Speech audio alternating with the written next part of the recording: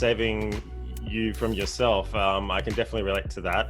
Sometimes you are your own worst enemy in business, and you need that sort of external perspective to take you out of your little bubble. What is an advisory board, and maybe what isn't it? An advisory board is like a professional way of working with external mentors collaboratively. So it's not like a one-on-one engagement where you engage one consultant and it's linear, it's one person.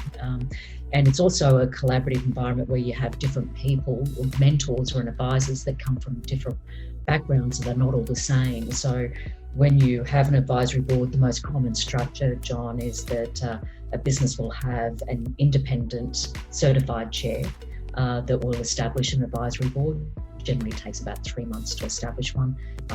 Really identify what are the key priorities for that business, and then bring in the advisors that are fit for purpose for that particular business. Those advisory board meetings are generally 4 to 6 times a year that they meet, and you measure economic impact of the bank on an annual basis. So you make sure the advisory board is really on track. But it's a great way to be able to really support the what's next for any business.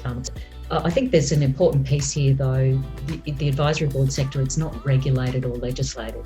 So it can take on a lot of different forms to make it fit for the environment that they're in. So a scale-up business, say $1.5 million business, may have specific needs that are very different to a corporatised advisory board, as an example. So it needs to be able to be flexible to meet the need of the environment that they're in. So it can take a lot of different forms for it.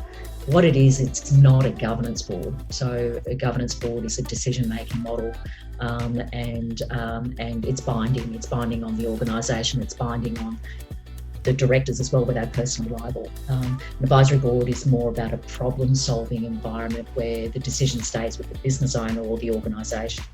And it's not the advisors there to be able to say what you should and shouldn't do. It's more about road testing, problem solving. It's a thinking system, and then the decision stays with the business owner or the organisation.